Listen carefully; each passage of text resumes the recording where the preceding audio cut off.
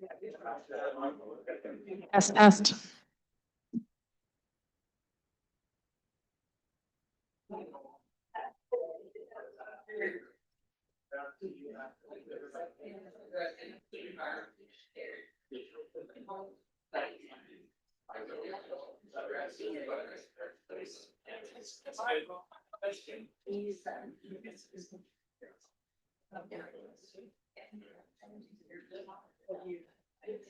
Going live in 1 minute, and we'll begin recording now.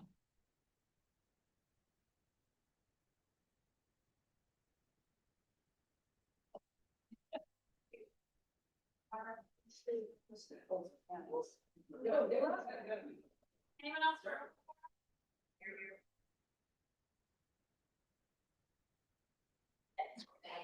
So just when to turn, you'll be called out of talk and adjust the microphone to your mic, and you'll want to hear your phone. Okay. If you can't hear yourself. Okay.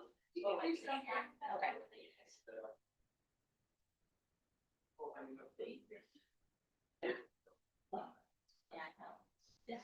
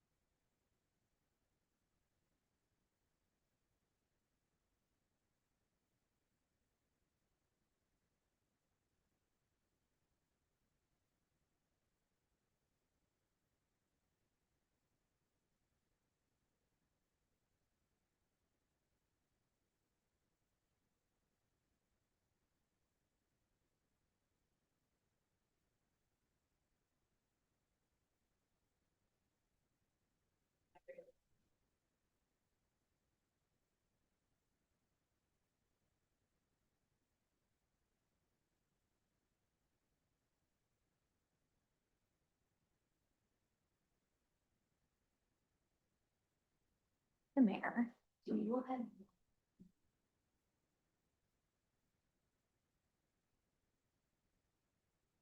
If someone else wants to hear from Minor Hockey, could they speak?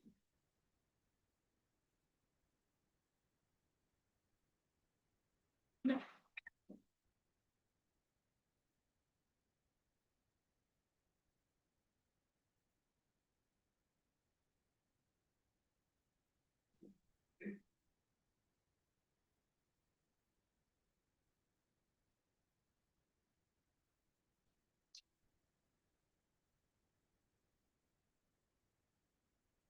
Good evening. It is 6:30 p.m. Members of council are assembled. When you're ready to begin. Okay, thanks very much. I'd like to call to order this meeting of Saugeen Shores Council for Monday, July 6th, 2026. Welcome all members, everybody in the gallery, everybody watching by the live stream. We're glad everybody's with us. Second item on the agenda is the land acknowledgement, and the Vice Deputy Mayor has that this evening. Yep, thank you, Mr. Mayor. We acknowledge that we are meeting on the traditional lands and treaty territory of the Saugeen Ojibwe Nation, which consists of the Chippewas of Saugeen and the Chippewas of Newash unceded First Nation. We understand this land holds immense significance to the people of Saugeen Ojibwe Nation. We appreciate those who live and work alongside us today and who continue the traditions of their ancestors as stewards of the land we are privileged to inhabit. We thank them for the contributions they've made in both caring for the land and in shaping this community. We commit to truth and reconciliation, to acknowledging the truth about what happened to Indigenous peoples because of colonization, and to reconciliation, which begins with each and every one of us. As a local government and public organization, we are dedicated to learning about Indigenous culture, to fostering a better relationship with First Nations and their people, and we commit ourselves to actions that move us forward on a path to healing along with the Saugeen Ojibwe Nation. Thank you very much. Third item on the agenda is disclosure of pecuniary interest. Any member have one of those you'd like to declare at this time? Seeing none, of course, you can do that anytime if you need to. No additions, deletions, or amendments, so we're on to adoption of the minutes, and we have the regular council minutes of June 15th and June 22nd, 2026. The resolution is that council adopt the minutes of the regular council meeting of June 15, 2026, and June 22nd, 2026, as presented. Is there a mover and seconder? Moved by Councilor Mayat, seconded by Councilor Davinsky. Questions or comments to the minutes? The Deputy Mayor? Thank you. And I apologize because I didn't write down whether it was the 15th or the 22nd, but the meeting that had lots of conversation and comments and public representation about the Blue Water lands. The minutes reflect that council asked questions and received clarification. However, there were questions asked related to the conveyance of the land that we didn't get clarification on that yet, as to what was legally available to us as options. And also there were questions about the Margaret Lawrence Cooperative Housing Group that they weren't clarified either. We really, I asked those questions, and it was with the intent that we receive some information so that we would have some confidence about how that group functions and what their relationship will be with us. And also, with regard to the parking bylaw, there was some changes made with no parking on certain streets, but we did talk at that meeting about seasonal parking situations with rectangular boxes painted on the road. There's no representation of what that means either in the bylaw or in the language in the minutes. So I just think it would be important to clarify that if the bylaw says there's no parking, and after the meeting, by the way, there were no parking signs erected, and then some of them were covered with garbage bags. I think some have been removed now. So I think there's a lot of confusion about the seasonal parking situation. So that's not reflected in the minutes either. But in particular, I'm just hopeful that the minutes can reflect that questions were asked about the conveyance of the land originally, and also about the Margaret Lawrence Cooperative Housing Group. And we didn't get clarification on those, as the minutes say we did.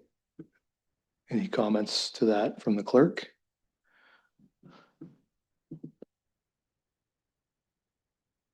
Oh, sorry. Thank you.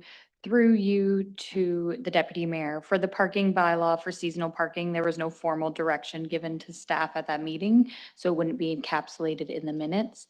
And then for the clarification regarding the Margaret Lawrence and conveyance of land, I do believe staff took direction from that to come back with more information on it. And if you'd like it clarified further in the minutes, we could not adopt those tonight, and we can bring them back with more details if that is the will of council.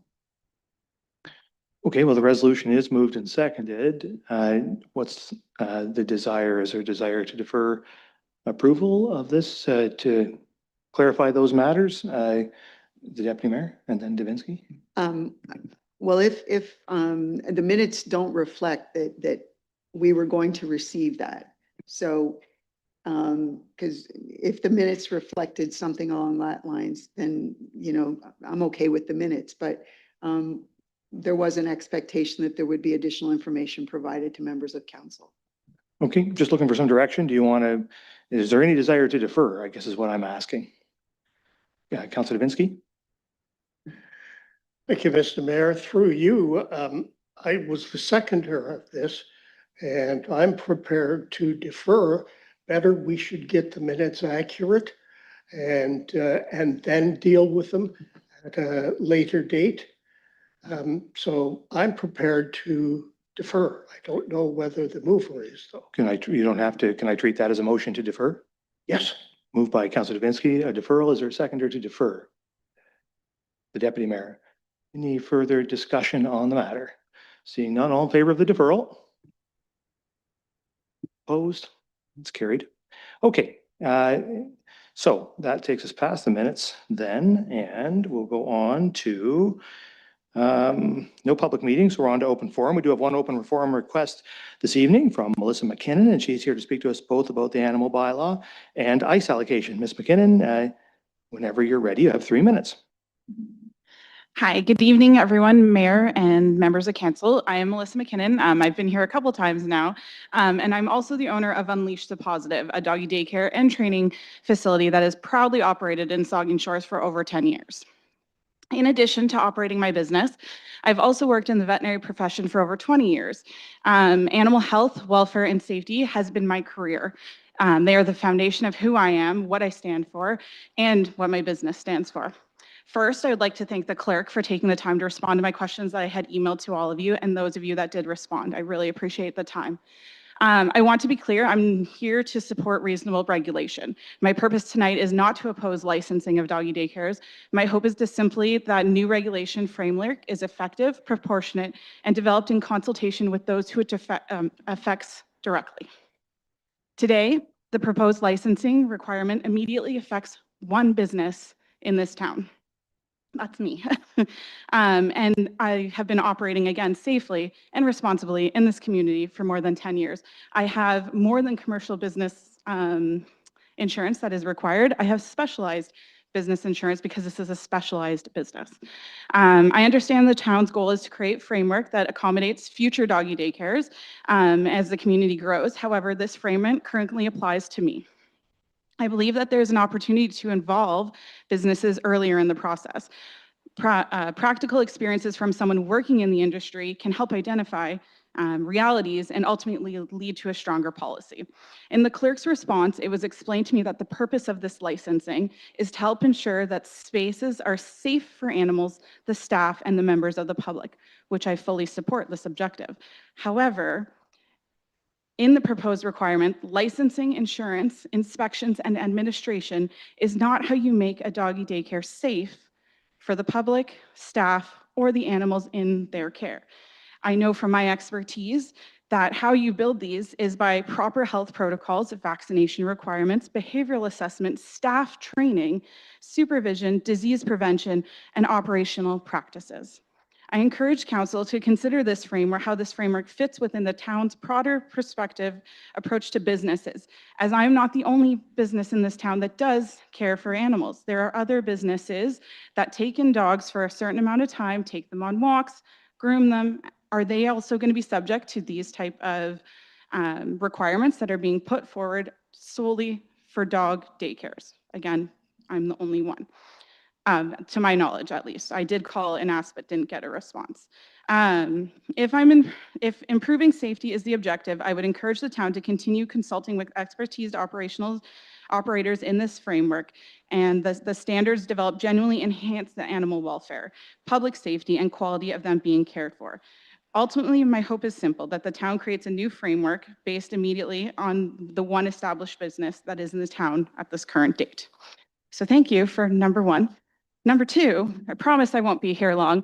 I just wanted to take the time to thank Lisa and Corby, who worked really hard on this ice allocation policy. I'm here as minor hockey associate. I'm the ice scheduler, and we are fully support an ice allocation policy and a transparent framework. My only concern with the policy and itself is what comes next. So I had emailed a list of questions, and those haven't been answered yet, and they aren't really answered in the policy either, especially about what happens for additional ice, what comes next once it's being released. So do they take into consideration what user groups will get access to this ice once it's been relinquished by another party? I guess my biggest thing is thank you for taking the time. I'd like to just finish with this real quick. Policies are important, procedures are important, but behind every policy, a child is waiting to play. And I just wanted to let you know that currently we have 50 the local children on the wait list to play minor hockey next season. 30 of them are 5 and 6 year olds. So at that age, they should be lacing up their skates for the first time, learning to love the game, making friends, and becoming part of this community. And my hope is that council, as you continue to work through this policy, every future decision on ice allocation asks this one simple question: will this help more local children get on the ice? Because if it does, then I think we're headed in the right direction. Thank you. Thank you very much. Okay, so that brings us to the end of the open forum. And now we're on to delegations, and we do have one delegation this evening with respect to 440 Green Street encroachment agreement. It's from Jody Perkins. So Ms. Perkins, whenever you're ready, the floor is yours. You have 10 minutes. Okay. Thank you, Mayor and Council. First, I'm not sure if the presentation comes up or no. I wanted to reference the images. I'm sure it will be. Just Okay. give us half a sec. We'll make sure Thank it's you. up there.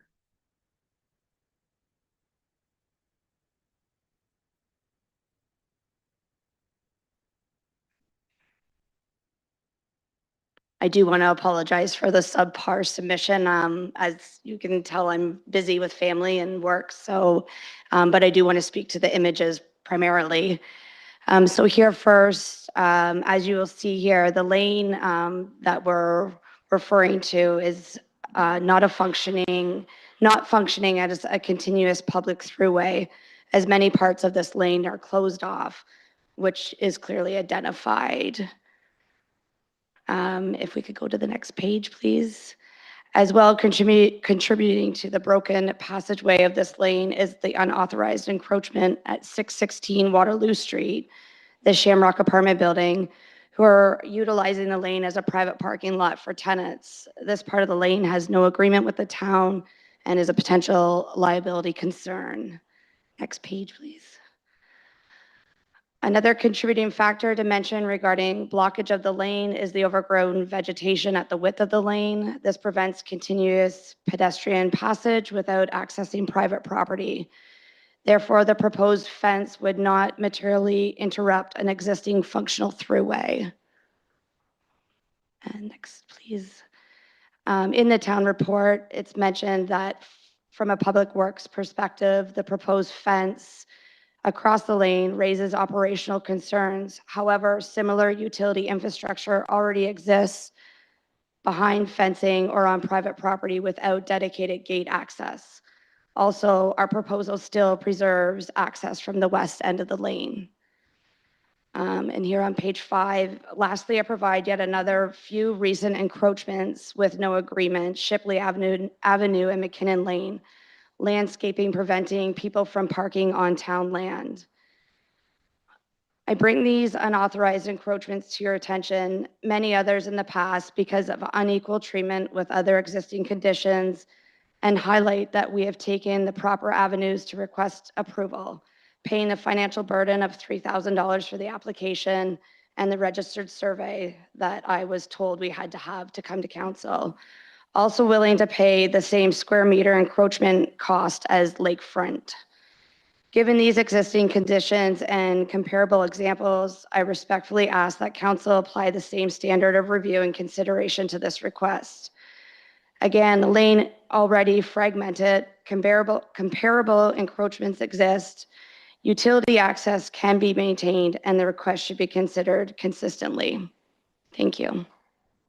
Thank you very much. Are there questions or comments from members of council? I don't see any, so thank you very much for your presentation. Okay, so now we're going to go on to item 9, reports of municipal officers. The first one there is on the 2026 Major Initiatives Division and Capital Highlights, Q2 update, and the CAO. Thank you, Mr. Mayor. I'm pleased to present the Q2 update to council and the public, which reports on major initiatives, division highlights, and capital highlights that were approved by council in the 2026 business plan and align with the town's strategic plan. This report provides a formal update at the midpoint of the year, offering council and the public a clear line of sight into the work underway across our organization. As a reminder, the 2026 business plan included 41 major initiatives, 94 division highlights, and 27 capital highlights. These represent key projects, service improvements, and infrastructure investments that guide our work throughout the year. These numbers include also 4 new initiatives introduced in Q1, as well as a new addition in Q2. At the end of Q2, we're continuing to see strong progress overall, with the completion rates across each category on track or ahead of schedule. Major initiatives are currently tracking at 57% completion, which exceeds our expectations for the second quarter of the year. Division highlights are tracking at 49% completion, and capital highlights are at 62% completion. I'd just like to highlight a few examples of the work completed in Q2 and extend my appreciation to staff who continue to make this work visible and a priority on top of the daily work they accomplish every day. We are happy to report that the Helliwell Park is an example of our community services team. Construction is progressing very well, with phase 1 complete. Additionally, the Lamont Sports Park washrooms are now fully operational, representing the first completed implementation of the town's standardized washroom process, which doesn't seem like a big thing, but that standard in washrooms is a model that's going to be used for years to come at the town. And we're proud to set high standards for ourselves and invest in high caliber recreational infrastructure. In our corporate services team, Q2 continues to we made progress modernizing our records through our Laserfish software optimization. We've also brought on temporary staff that have been onboarded to help our clerks team for this year's election. In addition, our HR team further supported various divisions in recruiting and onboarding our seasonal staff, hosting a successful seasonal orientation that welcomed 60 seasonal staff plus our co-op students. In the Office of the CAO, Legal Services supported the successful agreement with Saugeen First Nation to update and extend the town's commitment to 20 years to provide water services to our neighbors from the town's water system. And strategic initiatives expanded its capacity to support corporate communications, publishing 168 social media posts and 25 new items, including public notices, statements, and news releases. In operations, our 10,000 tree initiative is progressing really well in its first year, with 504 trees sold in May during our annual tree sale, and tree planting on the roadsides being integrated into both our Ridge Street and Highway 21 resurfacing projects. Work on our water infrastructure and planning has been moving ahead with good progress this quarter on new headworks and pumping station building in Southampton. In fire services, we have just acquired new hose this quarter. That sounds a little funny, but new hose is important because we recognize that we had high failure rates during our attack testing on our existing hose. And so we're excited to see that replacement and training move forward in Q3. And in development services, we are finally happy to report on the installation of our Turner Street roundabout. It's in its final stages of completion, allowing us to move forward with the final stages of the Highway 21 resurfacing from Turner to Craig Street. These highlights offer a brief look at the wide range of work staff are carrying forward through the 2026 business plan.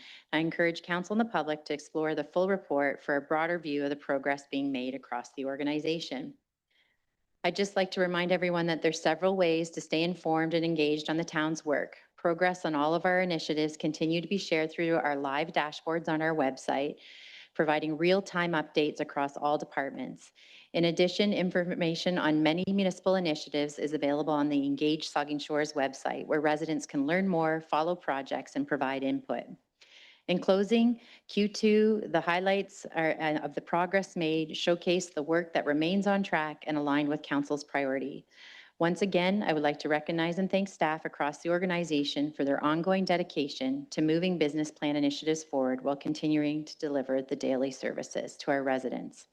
I also want to thank council for its leadership and continued support, which enables this work to move forward effectively as we continue delivering on 2026 initiatives. I'm happy to turn it back to council for any questions.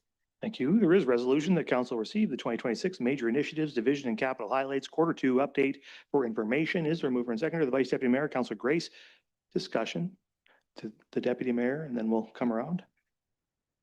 Thank you, and through you, I have 4 questions.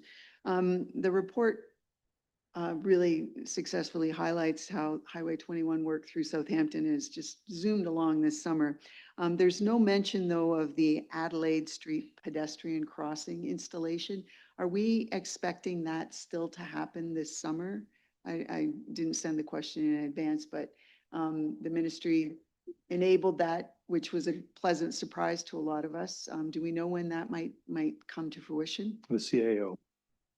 Thank you. Through you, Mr. Mayor. Sorry, I don't have specifics on that at my fingertips right now, but it is part of that contract. So it was added to that contract, and so it will be completed this year. That's good. I wanted to ask, possibly this is a question for the Director of Community Services. The report references RFPs related to the Southampton Library Town Hall. It's referred to as a master plan, and also the harbor and trailer camp assessments. The RFP would lead me to believe that there's a consultant. I don't know if that contract has been let yet. The harbor and trailer camp assessments, are they being done in-house or by consultants? And in all three cases, what would be the expectation over the next little while? Because it's a great time for engagement over the summer months with those three topics. So just curious what the plan is going forward with those three areas. The Director of Community Services. Thank you for the question, and through you, Mr. Mayor. If I miss anything, just let me know. The Harbor and Tourist Camp Strategic Assessment, that contract has been awarded and engagement will occur over the summer months. The Town Hall and Library, the RFP for a prime consultant will be issued shortly, within the next 2 weeks, I believe, and that engagement for key stakeholders and also feasibility study is in the work plan. That's good news. And one other one, which I'm not too sure who to direct this to, there's mention of, with the urban tree policies that we put in play, that a company has been hired to implement and do something with the policies we created. What can we expect from that company? The CAO. Thank you for the question. Just going back to last year when we approved the Urban Tree Policy, Council approved funding in order for us to hire a company in order to implement it in 2026. The main focus, and I'll look to the director, correct me if I'm wrong, is on education this year. So it is a focus on education, and we'll report back to council when we have the results of how we've made out this year. Manager of Operations. Yes, I believe that to be accurate. Okay, do you have anything more? That's good. The Vice Deputy Mayor. Thank you, Mr. Mayor. I just had a couple of items here, and I just wanted to commend staff, the Engaged Saugeen Shores Community Engagement Platform, 1,351 total members. And that's really incredible when you think about it. It wasn't that long ago, we had 300, 400, 500, and now we're at 1,351. And that, I think that just illustrates the kind of effort that we are putting into, this council and staff are putting into engaging our community. And I just wanted to, again, thank staff and for encouraging members to become engaged and join this platform, because it's a great way to contribute towards, projects that are in the works and gaining valuable feedback. And I guess I just wanted to ask the question of CARE, CAO, or someone on staff, but just to remind the public again, how they would become part of engaging in Saugeen Shores and become a member, and what it involves once you become a member, how often you asked to contribute, and so on. So could you just explain that for The Manager of Strategic Initiatives. Thank you, Mr. Mayor, and through you, thank you for your question. It's really simple. You just go to our website and then scroll down to Engage Saugeen Shores. You click on it, and then you can register. And what that does for you is it allows you to follow any projects that you're interested in. You get a notification anytime there's an update, so it keeps you, up to date on what's happening, what's occurring. If there's any kind of survey going out on that project or any kind of comments required or anything like that, you can do that right all in that platform as well. That's excellent, Jill. And I have many friends that are part of this platform and really do enjoy it. And it's really a great way to get involved with your community and keep track of what we're up to as a council and staff. So thanks for your good work you've done on that. And I just, you're doing on that, Jill. And I wanted to mention this, I knew I'd have the opportunity eventually, and this is the right time to do it. And this is to thank the community services staff and Adam Parsons. Frank Burrows actually got it started. When we talked about standardized park washroom design concepts, and thank you, Shraj, for all the great work you've done on it too. And, when I think about that washroom facility, and a lot of compliments at Lamont Sports Park with our new facility for less than $500,000, and it is a lot of money still, but when I think about the Port Elgin washroom facility, I think it was 1.1 million, yes, a little bit larger, but I think we're really getting good value. And by standardizing, and Hellawell Park's going to be nice, and we have Lamont Sports Park up and running, and just keep it up, because I think by standardizing, and our CAO mentioned, this is the way of the future. This is what we're going to standardize the look, feel, use of our washroom facilities. And it's kind of an interest, talk about washing facilities, but the people at, you know, at Lamont Sports Park, 1,500 ball players, families, every week, plus tournaments, make use of that wash facility and at Lamont Sports Park. So I mean, that's 300,000 people a year, you know, so it's well needed. It was much needed, and I've had a chance to go and take a close look at it, and we got really good value for our money. So thanks. Yeah. Thank you, Councillor Grace.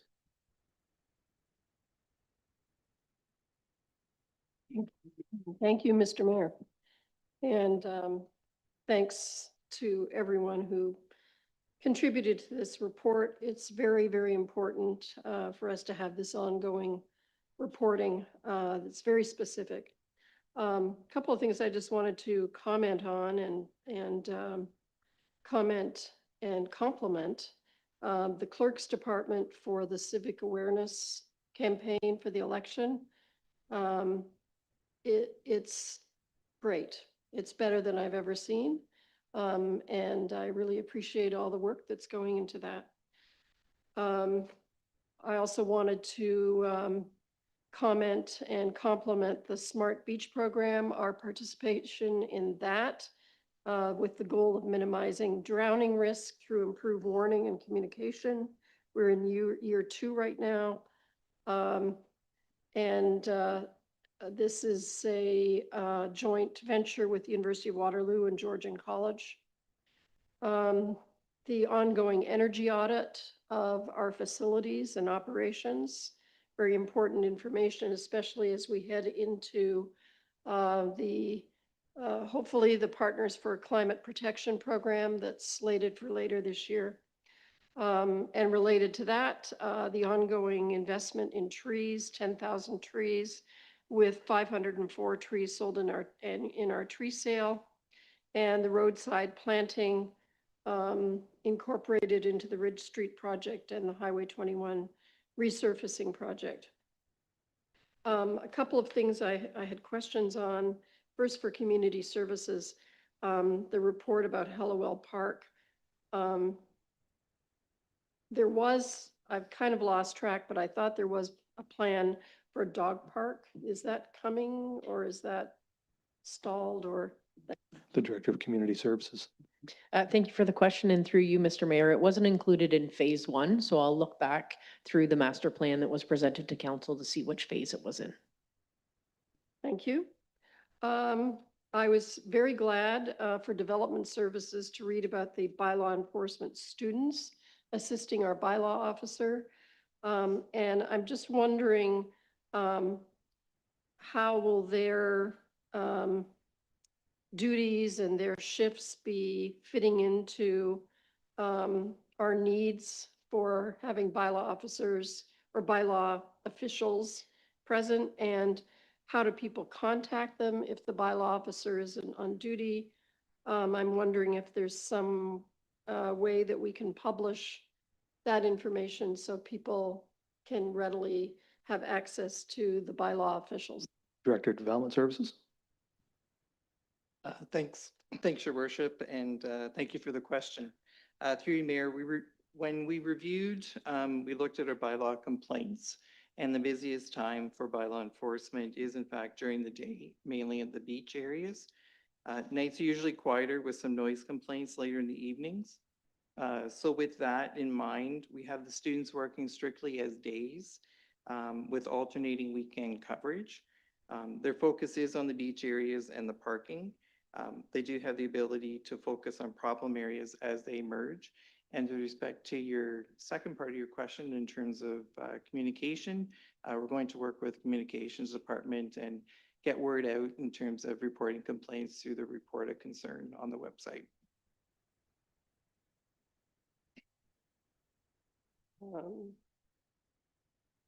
With regard to the fire services report, one of the comments in the report talked about most of the design consideration being given to cancer prevention and health and safety initiatives. So I wrote to the fire chief and asked him for some details on that, which are really, it's really important information. So I wondered if you could share some of that with us tonight. Fire Chief. Thank you, and through you, Mr. Mayor. Yes, thank you for the question today, Cheryl, and I think it is important to clarify some of these initiatives. Cancer is the leading cause of firefighter fatality and death and disease. In 2020, the Ministry of Labor came out with a cancer prevention checklist, and in that checklist, there's 83 different initiatives. We've been very lucky over the years with council support to continue on with our 10 cents bunker gear per year for second set, so we can get gear, contaminated the gear that's out of service, cleaned and back in service, and keep our firefighters in service. We have the extractors for washing in-house. We have diesel exhaust to get the contaminants off the floor. But more importantly, with the design of this new station and today's modern designs, they have positive pressure dressing areas and storage of that clean gear to make sure there's no contaminants in there. They have negative pressure zones where the gear gets cleaned and sanitized so that all contaminants are kept in that area. PPE is required to wear all that. So we want a fire hall to look nice, but the biggest benefit of building this new fire hall will comply with all those regulations, and Ministry of Labor are coming and checking on those. Thanks, that's great. Thank you. Any further questions, comments from the members? Councillor Mayette. Thank you, Mr. Mayor, and through you. I only have one question or a comment. I mean, the report is very helpful. I refer to it often when we get these things, and it's a great way for us to refer and refresh our memories. Just the one question with regards to the landfill site. I read here that you had a meeting with Saugeen on the landfill site. Are they partners in the landfill site, or is it just part of their normal inspection for areas that they may have previously inhabited? The CAO. Thank you for the question. I'm not sure of a meeting. I think that, and again, the manager can correct me if I'm wrong, but we would have consulted with Saugeen with regards to would it be called the environmental impact statement that we're doing right now for the ministry? But the landfill project itself is solely and distinctly Saugeen Shores project. Okay, further questions or comments from the members? Well, I just wanted to comment myself and say thank you for the report. It's a great report as usual, and encourage everybody in the community to have a look at it. It's well worth looking at. And I would also say, as we close out Q2, that you look at those percentage numbers across the board, they're almost you see every department very much on track or even ahead of track in terms of completing its major projects. And you can tell that out in the community. You look at the huge amount of work going on across the municipality on various roads or recreation projects, et cetera, et cetera, et cetera. They're all proceeding extremely well, I would say. A lot of targeted work to be done by Canada Day, and a lot of it was done, which was pretty impressive, I think. And I certainly heard that from members of the public, a lot of folks commenting at how impressed they are by not only the pace of the work, but also the quality of the work that was done under the leadership of our staff. So I appreciate all of that work. I know the whole community does as well, and we'll look forward to hearing more about it in Q3. All right, if there's nothing further, you've heard the resolution. All in favor? That's carried. Okay. So now we're on to 9.2, 440 Green Street Encroachment Agreement and the Asset Management Supervisor. There she is, Jessica. Thank you, and through you, Mr. Mayor. The owners of 440 Green Street have requested an encroachment agreement that would allow them to fence and use approximately 200 square meters of a town-owned laneway located between two properties that they own, creating a larger private rear yard. The subject laneway is a town-owned public laneway situated between the applicant's properties and extending between Southampton Street and Bruce Street. Staff, upon reviewing the application with our encroachment policy, have determined that the proposal does not create significant safety concerns. However, it would restrict public access to a municipally-owned laneway and require a bylaw under Section 35 of the Municipal Act to remove public passage rights. The application does not demonstrate a compelling need for the encroachment, as the request is primarily intended to increase private yard space. It could impact municipal operations, as the laneway could be needed for future maintenance, servicing, or access purposes. The potential risks could be managed through an agreement and insurance requirements if councils choose to approve the request. At this time, staff have provided 3 options for council with regards to the encroachment application brought forward tonight. Council may deny the request, which would maintain the lands for public purposes, preserve future municipal flexibility and access, approve the request, which would require a Section 35 bylaw and public notice process prior to finalizing an agreement, and then entering into an encroachment agreement with conditions, annual fees, insurance, maintenance obligations, and termination rights. And option 3 would be to defer the decision, postpone consideration until completion of the laneway legal ownership assessment that is currently underway. Tonight, the staff recommendation is that council move forward with option 1 and deny the encroachment request. Staff conclude that the proposal would adversely affect municipal operations and the town's ability to manage and maintain municipally owned lands while providing primarily a private benefit. Staff further note that this ongoing laneway review to date suggests it is unlikely town staff will be in a position to recommend encroachment of this nature in the future. Thank you. Okay, thank you. There is a resolution that council approve option 1, deny the request for an encroachment agreement contained within the 440 Green Street encroachment agreement report. Is there a mover and seconder for that resolution? Moved by Councillor Mayette, seconded by Councillor Duhaime. Discussion of the members. Councillor Stack. So I was a bit surprised by the recommendation just on the basis of that particular laneway. I think I've commented that on this issue before. Like, I understand public access, but that laneway is completely broken up. Like, so further east on Green Street, it's completely private property. It's broken up several ways. So I would understand if it was a completely cleared laneway, but in this instance, it's not. And I've tried, and I know we're in the process of kind of going through the assessment, but in this case, it does make some sense. We've already made the decision to break it up. So having it partially available, but I would note also completely unmaintained, just strikes me as a bit illogical.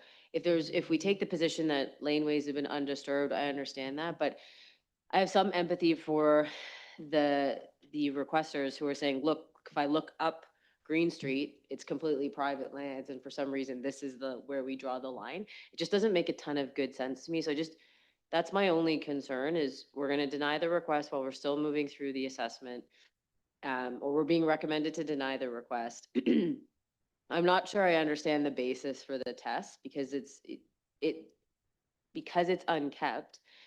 It's by definition difficult to access and would cause challenges for any municipal services you're going through. So the analysis didn't seem particularly strong on that regard. So I was a bit, that was not particularly persuasive for me.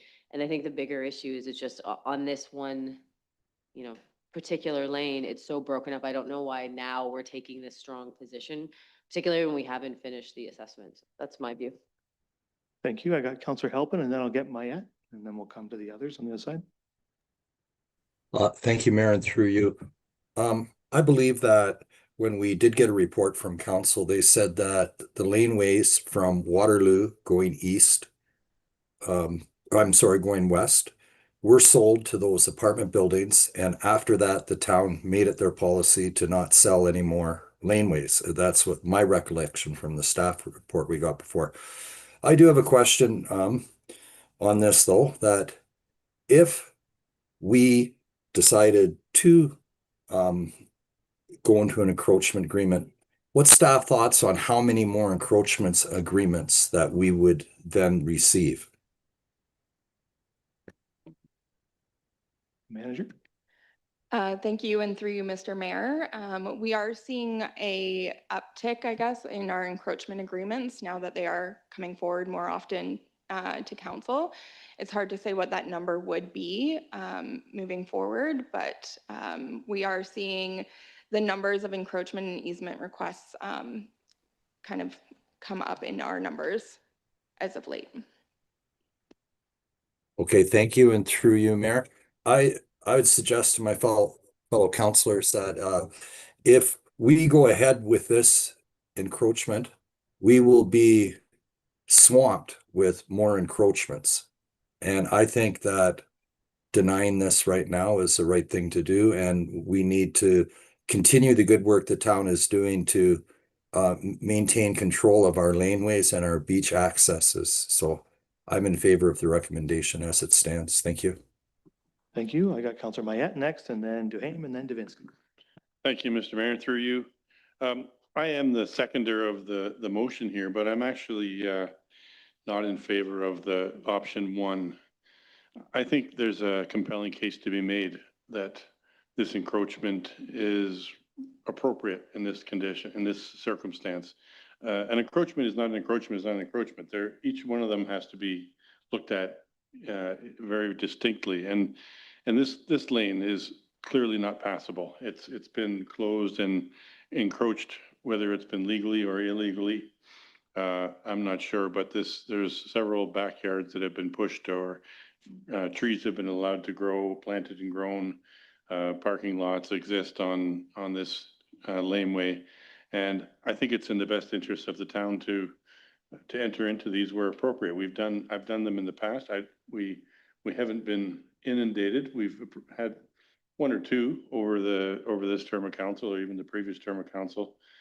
Most of them happen along the waterfront where somebody's patio or deck is getting close to or over the line. But in this case, the circumstances are so compelling because the people own land on both sides. They have a plan. They've presented the material that makes a lot of sense. And so even though I am the seconder, I will not be supporting this recommendation. I'm more in favor of option number 2. Thank you. Okay, thank you. Councillor Duhane, and then Davinsky. Yeah, thanks to you, Mayor. Just a couple questions for Jessica. What's stopping the town from maintaining throughway access, or what caused it to get overgrown, I guess would be my first question, or why we let it get to that state. And then my second question would be, do we have any encroachment agreements on laneways currently in Saugeen Shores? That's all. The Asset Management Supervisor. Thank you, and through you, Mr. Mayor. The cause for overgrowth at this time is just operations haven't had a request to go out and deal with that overgrowth. I do believe some of those are municipal trees, but others are private, so it would take some investigation, but I'm sure our arborist would be able to clean up that lane if we wish.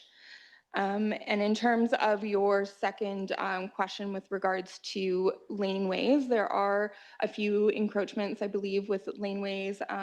Shipley Avenue is kind of the first one that I think of that we could maybe look at. Now, with regards to the connecting laneways through the downtown core, I'm not aware of any other ones at this time, but it's something that we could look into. Okay, Councillor Davinsky. Thank you, Mr. Mayor. Through you to Jessica. Thanks for the report. Number one question. How busy is this laneway, at least the part that you can traverse? Asset Management Supervisor. Thank you, and through you, Mr. Mayor. We don't have numbers on the use of these laneways at this point. We can go off of resident comments that say it's not busy, but it's hard to know. We don't have concrete numbers on that. So then, thank you for that. I assume we can't answer what kind of traffic uses this accessible part that we have. Thank you, and through you, Mr. Mayor. My assumption would be that it would be bicycles or pedestrians using this.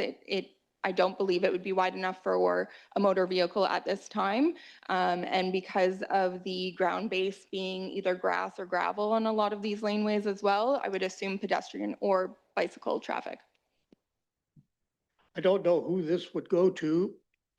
Do we have future plans for this property at this particular point in time? The property meaning the laneway. We'll take it to the CAO. Thank you. Through you, Mr. Mayor. With regards to the laneways, council authorized a 2-year study of the laneways where we were going to assess all the laneways, the ownership, and some of the challenges around ownership that we've experienced. and also talk about how we would demarcate them and get them on a maintenance schedule. So that was all part of the laneway study that was approved in this year's business plan for 2 years. So I know I'm not giving you a very concrete answer. I don't think that there's specific use related to necessarily this portion, but I do acknowledge that council wanted this, the laneway piece looked at and investigated further, which is why the funding was put in place. Thank you. As I see it,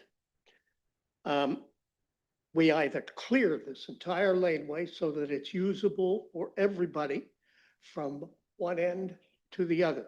If we do not do that, then there's no use for the laneway as I see it.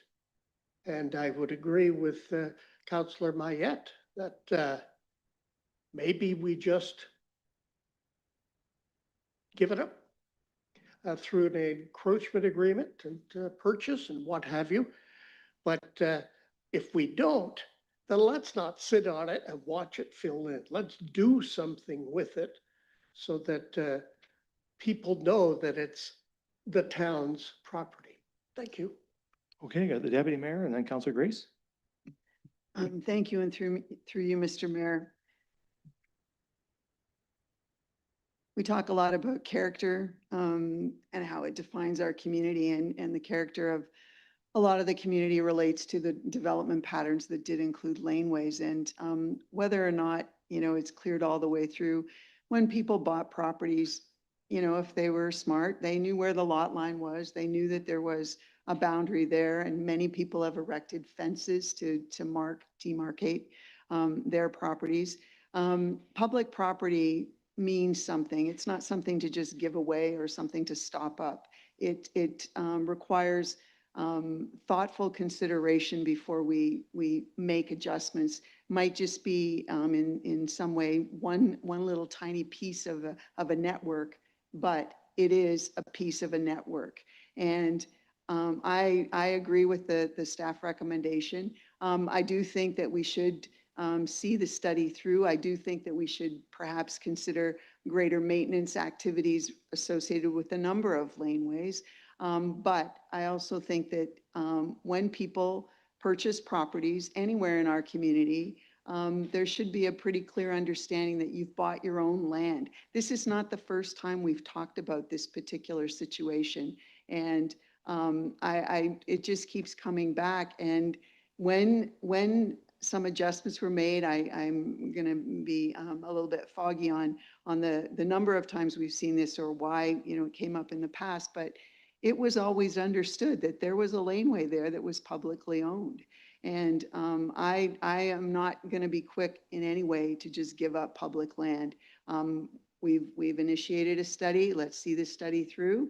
And that study may lead to some changes, but those changes will be part of a network that makes sense in terms of a whole neighborhood, not just one property. Thank you, Mr. Mayor.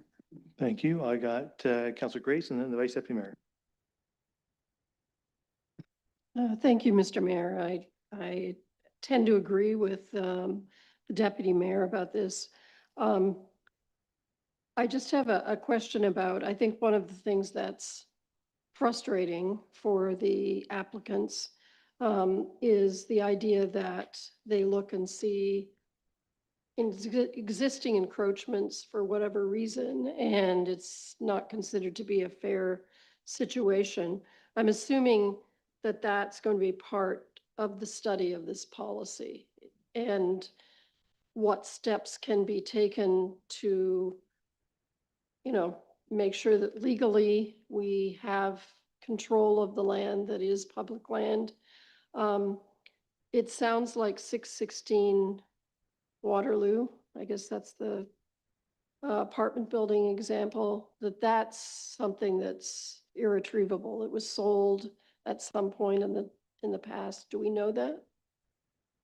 CAO. Through you, Mr. Mayor, I don't have that information, sorry. Well, I agree that at least until this policy and study is done, I don't think it's wise for us to enter into a 15-year agreement. even with all of the language in there that protects our rights. In the future, I still think that we should get that policy and that study completed so that the council in place, whenever that's done, is able to evaluate this situation and others with that full information and background. Thank you. The Vice Deputy Mayor. Yeah, thank you, Mr. Mayor. Much of what I was about to say was said by our Deputy Mayor said so well and Councillor Grace. These are public laneways. These are public laneways, and I am in no way, I didn't support the first application nor the second nor today. I think that it's opening, it's a slippery slope. I think we're opening the door to something that could become more of a major issue with many more encroachment agreements in the future for use of this nature. And it's good enough for me when our staff say, does the encroachment adversely affect municipal operations, pardon me. Currently, there is no viable access from Bruce Street access to the laneway. There's another comment about it is anticipated that utility providers may require access in the form of infrastructure from or within the laneway in the future. There's a report going on by our town solicitor, a draft policy to guide ownership, the future use and management of municipally owned laneways. I can't support the recommendation tonight that we're entering into a 15-year encroachment agreement. There's too much more to do. And I'm not sure even when it comes back, we'll see what the lawyer says, town solicitor says, but I can't support giving up any form of municipal laneways until at least that report's done. I'd like to see what the town solicitor's got to say about it, but so I can't support it. Okay, Councillor Halpin. Thank you, Mayor. Through you, a point I was going to make and I forgot to make too is that, we're doing all kinds of things to support additional residential units and laneway homes and et cetera and stuff like that. And in the neighborhood I live in the Cottage Park district, there are a number of those laneways that are used to access homes where people live. So that's another thing I think that we're overlooking, and another reason why we need to wait and listen to our staff. And I think it's too early to give up our laneways. I think that we need to keep them. Okay, thank you. Thank you, Councillor Stack. I have a question and a comment. If we deny the request today, are they sort of prevented from making the request again when the policy's in place in 2027? CAO. Thank you through you, Mr. Mayor. I don't think there's anything that prevent the request from coming back.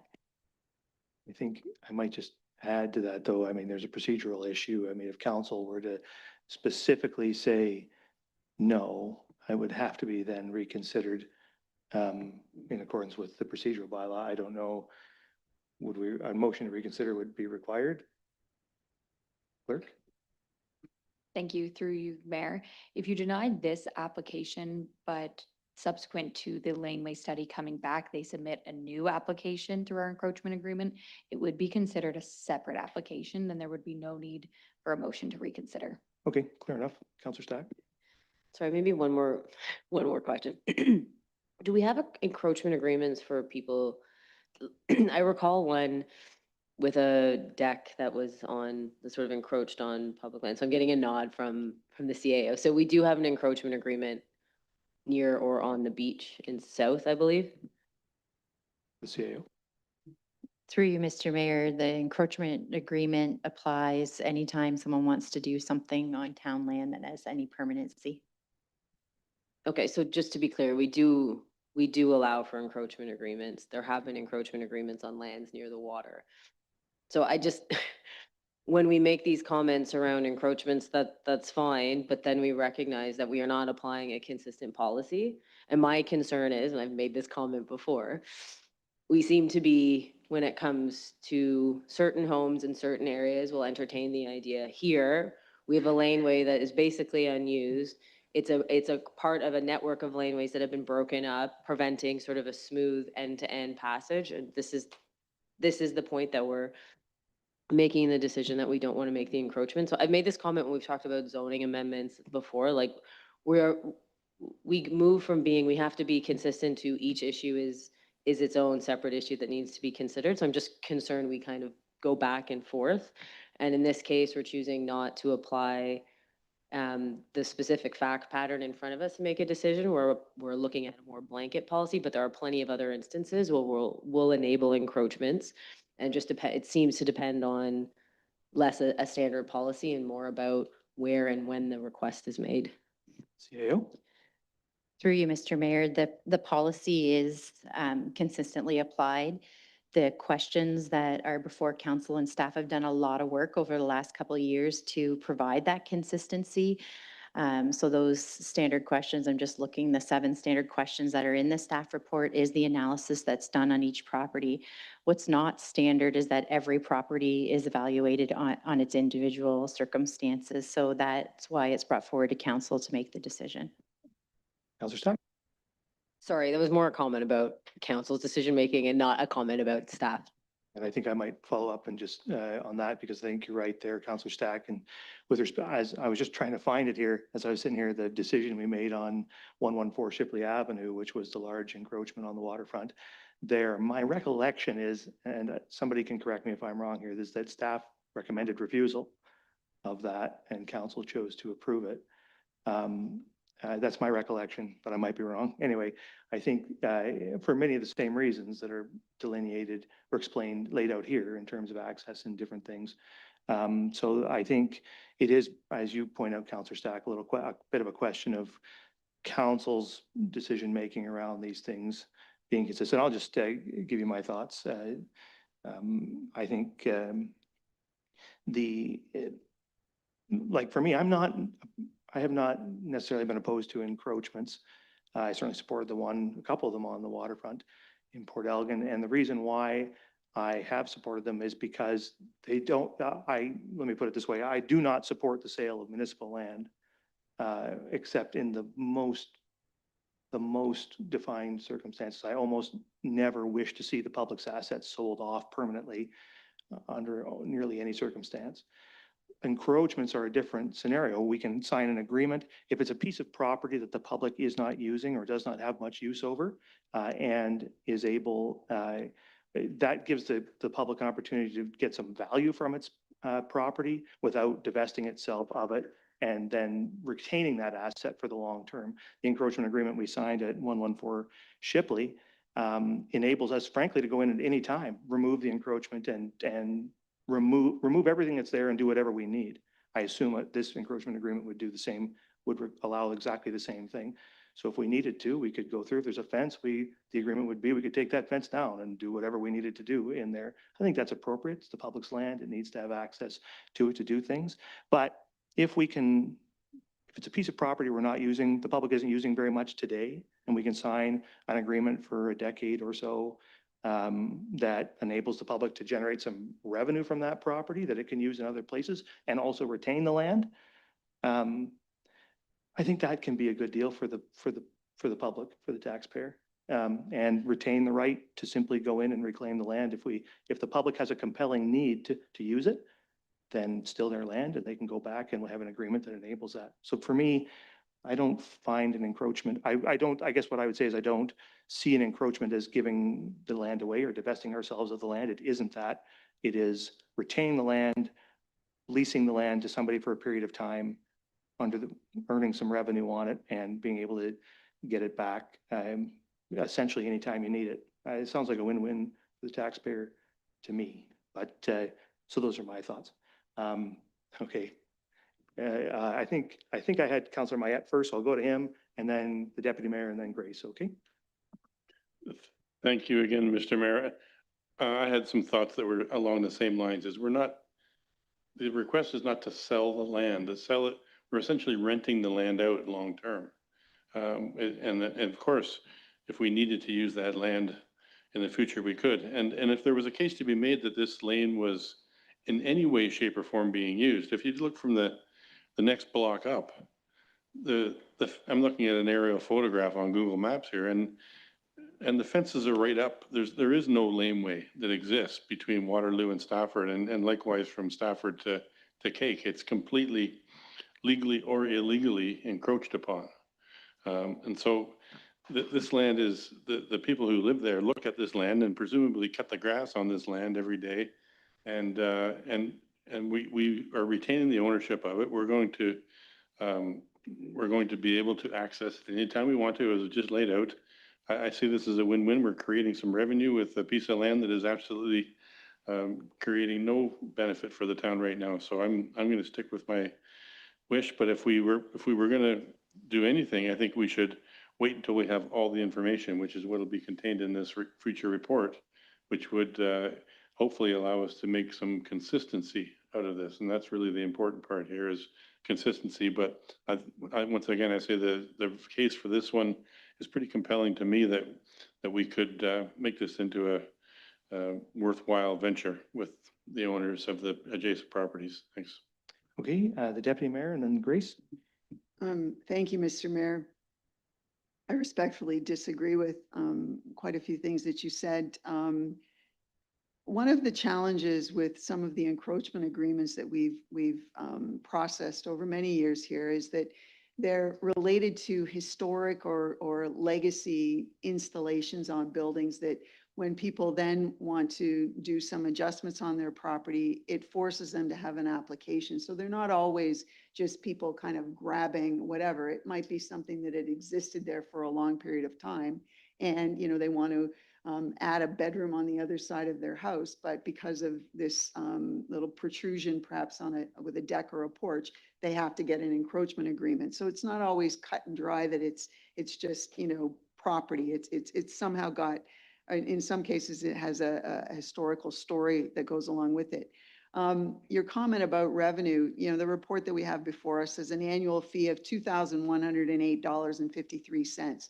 So for 10 years, that's what, $20,000, $25,000, $30,000, which again, you know, yeah, it's revenue, but in the big picture, it's not really an awful lot of revenue for property that, you know, my math may be wrong, but when I look at the 200 square meters that it's talking about, you know, that's the size of an average home. And so that could be a lot that a smaller home could get on that would generate a whole pile more than $2,100 a year in property taxes. And, you know, we have created much smaller lots in a number of parts of town. And so I don't see the revenue argument as being compelling in this particular example. I do think, since we're embarking on a policy discovery, research, all that kind of stuff, that we should wait for that, because there are, and just looking at the pictures from this neighborhood, other properties in the neighborhood have fences built in the back of their properties. They understood where that line was. They understood that their property ended somewhere. I think we should enable the report, the study to come to fruition. And then we can talk about some new opportunities perhaps, but I am in no way in favor of giving up 200 square meters of land, even for, you know, just 10 years, 15 years, for basically $25,000 to $30,000. That to me doesn't seem fair to the taxpayers at all. Thank you. Yeah, thank you. Councilor Grace. Thank you, Mr. Mayor. I was going to basically say the same thing about consistency. I think we are consistent. The example in Southampton that we most recently looked at, that was a historic case where you had a situation where the property line went through somebody's living room. And it was an older building. And so I don't think that, you know, that was a practical situation. It's not going to be used by the public in that situation. And so I just don't see that. I think our staff has fairly evaluated when there are those historic situations. And I think that was appropriate for us to do an encroachment in that situation. Thank you. Okay, well, we've had a good debate. Now you have one more, the Vice Deputy Mayor? Well, I didn't want to leave. I disagree with respect to Mr. Mayor. I think that by us talking about encroaching onto a town-owned laneway, we've talked about the future maintenance or servicing of infrastructure. Staff have told us this may require access to this area. Staff have told us they anticipate utility providers may require access to this infrastructure. When there's a fence put up, when there's a fence put up, try and take it down later. Try and take it down later with future councils. So I think we were making a mistake, and I think at best, we at least need to wait for that report that's completed by our town solicitor and kick the can down the road, I guess, to a future council. But yeah, I will be supporting that recommendation from staff because I think staff is right, and so I'll be supporting the recommendation that's written. Thank you. I think we've had a good discussion on some good points made on both sides. Obviously, it's a complicated question, and as I say, a good discussion, but we need to make a decision now. So it has been moved and seconded, the resolution before you, that we approve option 1. So I'll ask all in favor of that. 1, 2, hands up, please. Yeah. Do you want me to read there's been a request for me to read the resolution, so I'll do that before I take the vote. Apologies, everybody. The resolution is that council approve option 1, deny the request for an encroachment agreement contained within the 440 Green Street encroachment agreement report. It has been moved and seconded. Is that clear enough, Councillor Davinsky? All in favor? 1, 2, 3, 4, 5, 6, and opposed? That's carried. Thank you. All right. So now we're moving on to item 9.3, Southampton Sewage Pump Station 1, 3, and Force Main Capacity. And that's, the project manager from Development Services. Thank you, and through you, Mr. Mayor. Good evening, Council. I'm joined by Andrew Garland, representing BM Ross, who conducted the investigation recommendation presented within the report. The report is being presented for information relating to progression of the Southampton Sewage Pump Station 1, 3, and Force Main capacity that is identified in the 2026 Operations Business Plan Capital Highlights. Updates were originally proposed to address capacity issues at the identified pump stations in Southampton. During initial investigation, BM Ross indicated potential downstream flow restrictions with an unknown root cause for the issue. Due to the high volume being pumped through the force main from pump station 1 and 3, it has been made apparent that any investigation or potential rehabilitation of the force main will be extremely costly, largely due to continually hauling or diverting the sewage for any work related to the force main. Presented with the estimated costs associated to the initial investigation, BM Ross was tasked with preparing a technical memorandum which detailed the issues with the work related to the force main, alternative solutions, and estimated costs for each option to evaluate each for risk, cost, and alignment with town's strategic plan to meet the needs for the growing community. The presented alternative recommendations would result in a dedicated force main from SPS 1 or pump station 1, while utilizing the existing force main to increase the capacity of pump station 3. And this will separate it from pump station 1 main. I will now open for any questions to myself or the project team members present here this evening. Thank you. Thank you. There is a resolution that council received the Southampton Sewage Pump Station 1, 3, and Force Main Capacity Report for information. Is there a mover and seconder? Councillor Mayette and the Vice Deputy Mayor. Questions or comments from the members? Councillor Mayette. Thank you, Mr. Mayor, and through you. So am I reading this right that the recommendation is to put a brand new force main all the way up Clarendon Street, is it? And just like do a straight up and straight across, right, with only one right angle turn?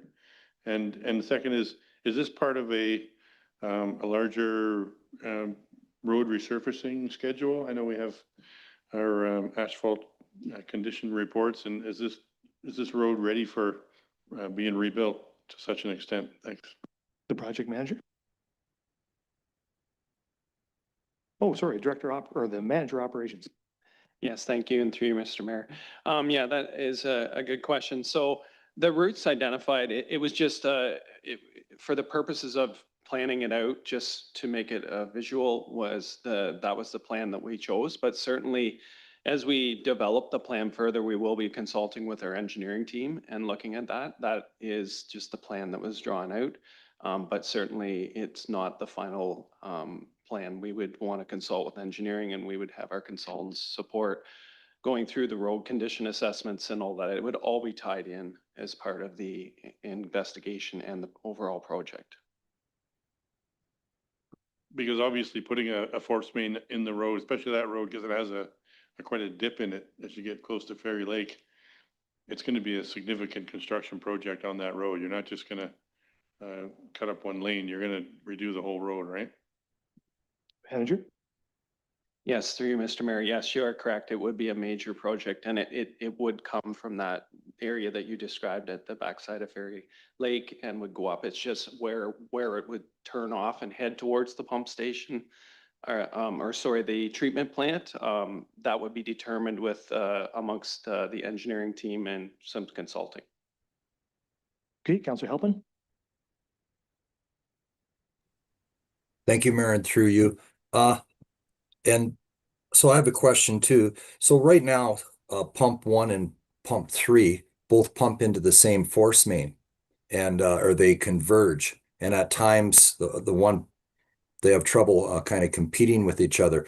But with this scenario that you're proposing, we will now have 2 force mains, one dedicated to each of the pump stations, which would also put us in a better position for growth. Is that correct? The project, or you've got it, the director, the manager of operations? Yes, thank you, Mr. Mayor. Yes, that is correct. It does support or would support future growth, and there is talk of it outlined in our master plan that was done a year ago. So it's supported through that as part of long-term growth and planning. So it would dedicate one main to SPS 1, and then the second one would be solely for SPS 3. And that would allow for expansion at both of those sites to pump more material to the treatment plant. Okay, and through you, Mayor.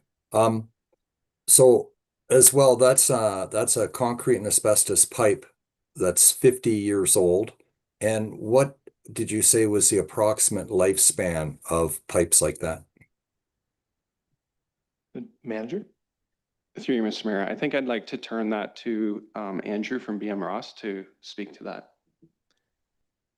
So be it. Andrew? Okay, thank you for having me. We typically expect 50 years to be on the short end of a life expectancy, and as many as 70 or 75 years. And then at that point in time, you'd be on borrowed time likely. Okay, thank you. Those are my questions for right now. Thank you. Councillor Javinski, did you have something? Yes, thank you, Mr. Mayor. I go in knowing nothing about this type of work, so here are my questions. The force main investigation and rehabilitation, I read that it's a huge cost. We'd have to haul sewage during the work, and it would be huge cost into the millions. Okay, but then it suggested replacement of the low performing section of force main is recommended. Force main is recommended. Wouldn't that work also create the necessity of hauling sewage during the work? Go ahead. Yeah, excellent question. In reality and kind of the time frame for construction sequence of events, you would end up constructing that whole new segment of pipe while the existing one is still active, and there'd be a relatively short period of time to switch over from the current pipe to the new pipe. And then by doing that, you'd really reduce and potentially altogether avoid a need to truck. So if I could, so you're saying that that expense would be avoided entirely if this goes well?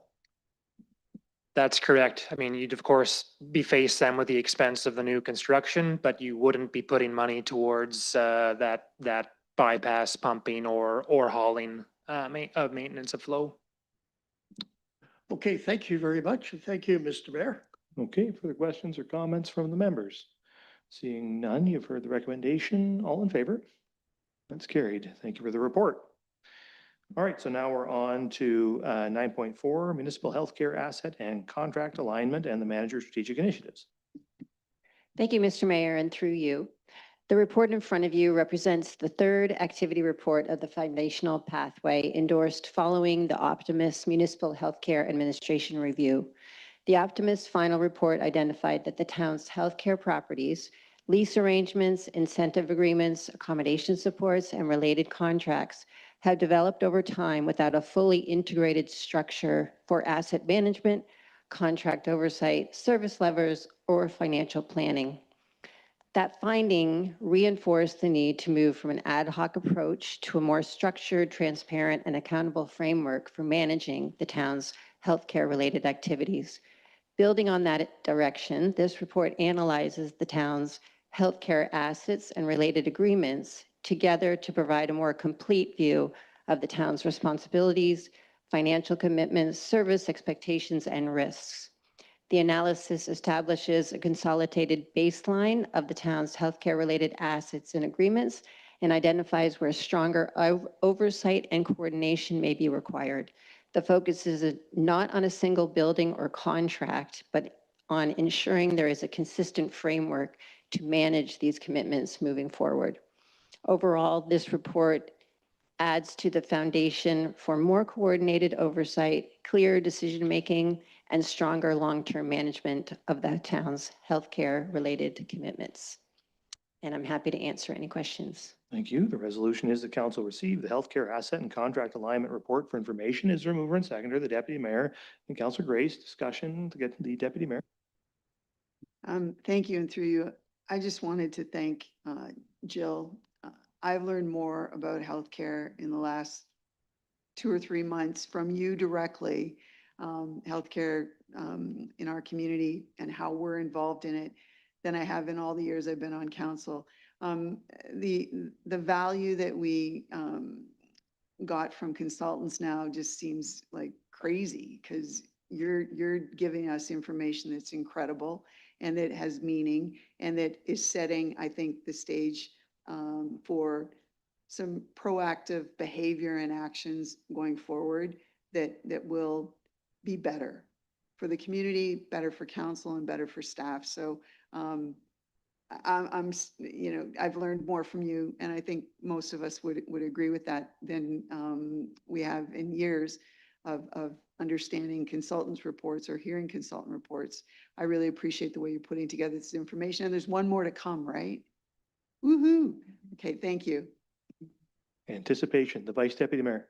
Mr. Mayor, I just wanted to echo those thoughts. I had a nice chat with Jill today, and thank you. Thank Jill for her report, and you're absolutely correct, Deputy Mayor.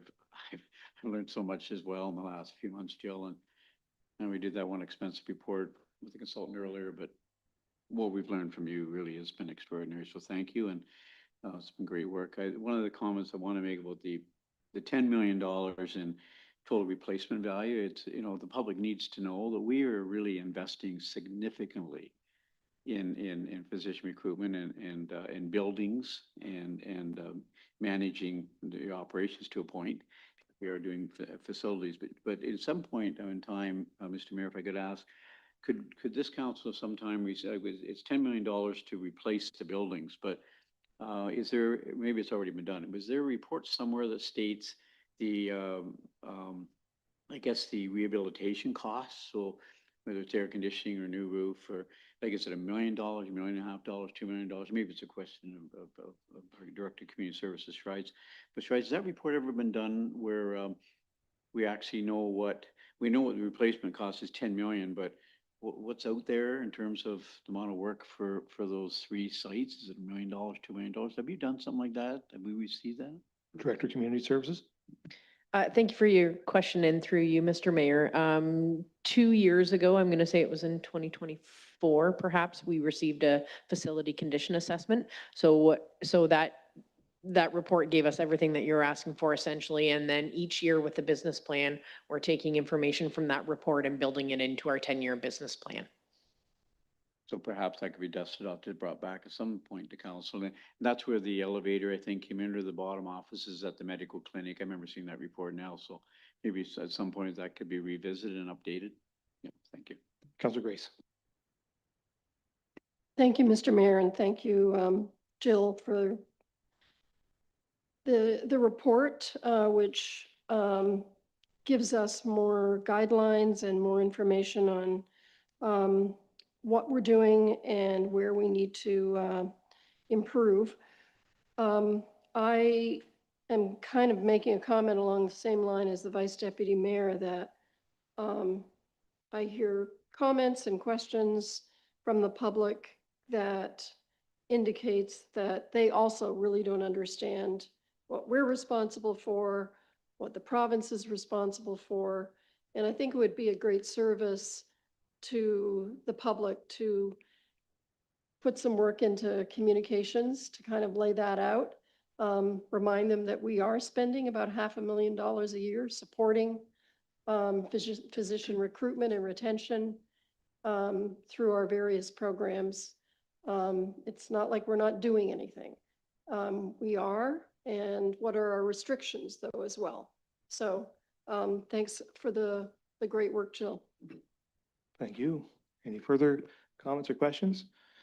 Yeah, I mean, I receive a question about it almost every time I speak to the public in any setting. And the reason why they ask those questions is because they're pretty dissatisfied with the level of service they're receiving, right? They can't get access to the healthcare system in a way that they find satisfactory, and they feel that pressure, and they feel the community can't really be a successful community unless there's good quality access to healthcare. And who could disagree with them there, right? Like that's, and so the municipality has a role to play clearly in advocacy and first and foremost, figuring out what our role ought to be, and then playing that role and also advocating for the rest of the system to get better as well. But the first step is us understanding clearly what our role needs to be. And it's timely that we're doing this work now because the whole landscape is changing with the Ontario Health Teams and the new role of the Kincardine Family Health Team within Saugeen Shores. All of these things are happening while we're doing this work. So it's a really opportune moment for us to reevaluate what our role is and then to try to align it with the new work that's going on at the provincial level and locally. So as has been said, it's good work. We appreciate it. And hopefully it's going to enable us to first and foremost, clean up some of the stuff we need to clean up, like these 13 past term and requiring review agreements that we have. We've got to clean that up. There's other things we need to clean up. And then once we've done that, envision a new role for ourselves and then chart a path forward that we can clearly communicate to the public when they ask us those questions that we all get all the time. So anyway, thanks very much for the report, and we'll look forward to the next one. And with that, you've heard the resolution. All in favor? That is carried. All right, so now we're on to close the public. There's a resolution the council move into a closed public session in accordance with section 239 of the Municipal Act 2001 to consider the following. Item 10.2, adoption of closed public minutes of June 22nd, 2026, and item 10.3.1, 2026 CAO performance review, section 2392B, personal matters about an identifiable individual, including municipal or local board employees. Item 10.3.2, Basra Municipal Service Corporation business case, section 2392I, a trade secret or scientific, technical, commercial, financial, or labor relations information supplied in confidence to the municipality or local board, which if disclosed could reasonably be expected to prejudice significantly the competitive position or interfere significantly with the contractual or other negotiations of a person, group of persons, or organization. And item 10.3.3, Wilson Habitat Development, future of town-owned units. Section 2392C, a proposed or pending acquisition or disposition of land by the municipality or local board. And item 10.3.4, disposal of 151 South Rankin Street, Southampton. Section 2392C, a proposed or pending acquisition or disposition of land by the municipality or local board. Is there a mover and seconder? Moved by the Deputy Mayor, second by Councillor Grace. All in favor? Council will now move into a closed public session. We'll take a break now and convene at 5 after the hour.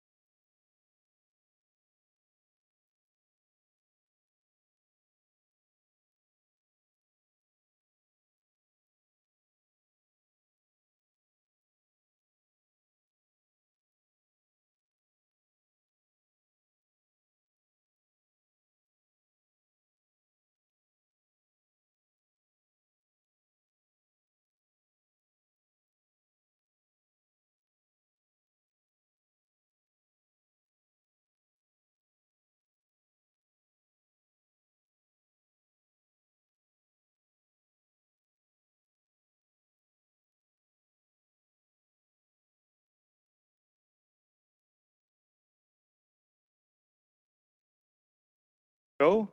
Okay, everybody, I have a resolution. The council arise from the close of public session and resume the regular council meeting. Is there a mover and seconder? Moved by the deputy mayor, seconded by the vice deputy mayor. All in favor? That is carried. And I will report that during the close of public session, council approved closed to public minutes of June 22nd, 2026. Council discussed matters relative to the CAO performance review, Basra Municipal Service Corporation business case, Wilson Habitat Development, future of town-owned units, and disposal of 151 South Rankin Street, Southampton. Council also provided direction to staff on matters discussed, and council considered the following recommendation, which I will read. The resolution is that council directs staff to notify member municipalities of Bruce Area Solid Waste Recycling the following endorsements by Saugeen Shores Council. The council endorses the Basra Municipal Services Corporation business case, including the recommended MSC governance model and principles of reserved shareholder powers, and the council endorses proceeding with the Municipal Services Corporation in principle as a preferred governance and operating model for Bruce Area Solid Waste Recycling, and the council endorses the continuation of the existing Basra Municipal Working Group and the chief administrative officers as the transition committee through the implementation planning phase, and the council endorses the next steps to be published to publish the public Basra Municipal Services Corporation business case and hold the required public meeting on July 7th, 2026. Is there a mover and seconder for that resolution? Moved by Councillor Stack, second by the Vice Deputy Mayor. Questions or comments? Seeing none, all in favor? Carried. All right, we're moving now on to the consent agenda. There are 6 items on the consent agenda. Anybody wish to have any items on the consent agenda considered on its own? Councillor Stack? Item 12.3. 12.3. Okay, anybody else? The Vice Deputy Mayor?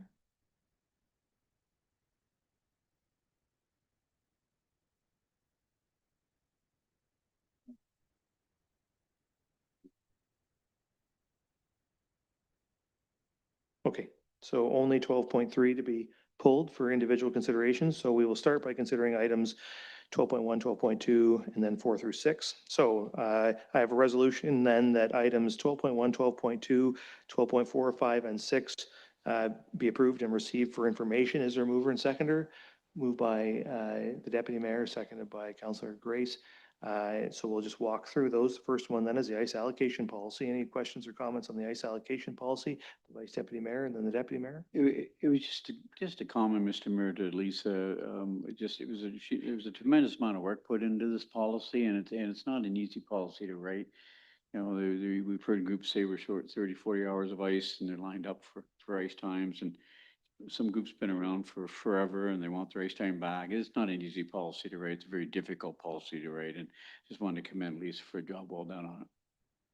Thank you. The Deputy Mayor. Thank you. And my comment is in a similar fashion. I very much appreciate that there's been inclusion within the policy of non-organized sport users of the facility. Public skating is something you've heard me talk about many times.